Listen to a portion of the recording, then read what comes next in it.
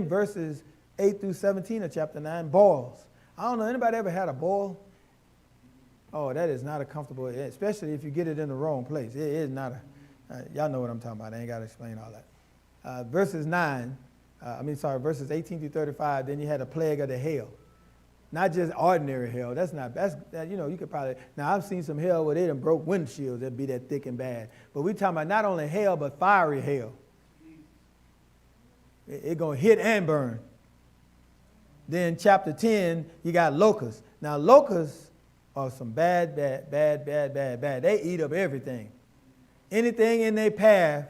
And when they multiply like the sands on the ground of the desert. They just go out. It's almost like a sweeping effect. They destroy everything.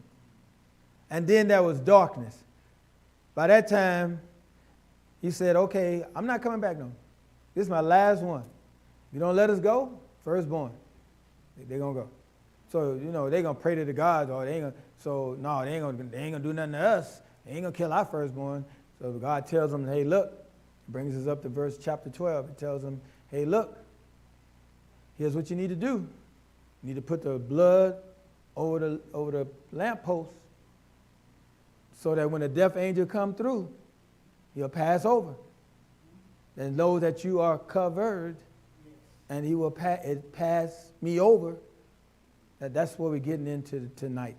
We're going to pick it up there, right here, because we're covered, and it's going to pass us over. Let me just tell somebody something right now. Right now, the country is sitting on pins and needles. And no matter what happened, somebody's going to be mad. This is going to be one of the times where I don't care what side of the fence you're on, whatever side of the fence you're on, if your fence don't win, people are going to be mad. I'm praying that our country stop being divided and become united, and that we don't go out and do things and destroy things and tear up things and shoot people and do all that stuff because somebody who's the president you wanted to win didn't win, or somebody you didn't want to win. I don't care who wins. Because here's the one thing, the reason why I say that, and I know probably not a popular thing for me to say, but I'm going to say it anyway. The reason why I don't care who wins, because God is in control. Amen. He's undefeated. He is the greatest of all times. All these other people are pretending to be goats. He is the greatest of all times. He's never lost a battle. So I'm not concerned about who sits on the White House. I'm looking at who sits on the throne. I'm telling you, you got to look at it from a different perspective and stop looking at it being divided along party lines and stand on God's line. He wished that we all would be saved. That's everybody. Lottie, Dottie, and everybody.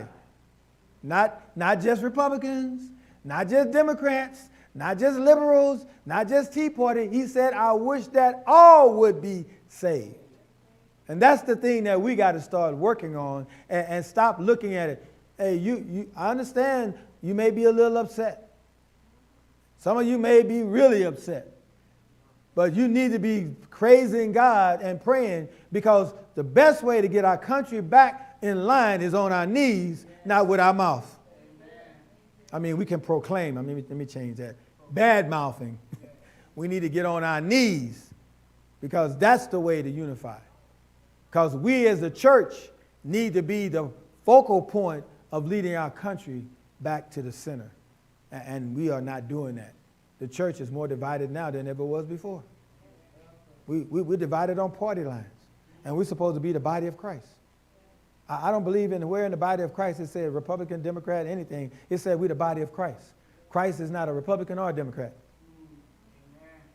Okay, I guess I done lost enough people by now. Okay. In his book, The Wisdom of Tenderness, Brandon Manning told this story. Several years ago, Edward Farrell of Detroit took his 2-week vacation to Ireland to celebrate his favorite uncle's 80th birthday. On the morning of that great day,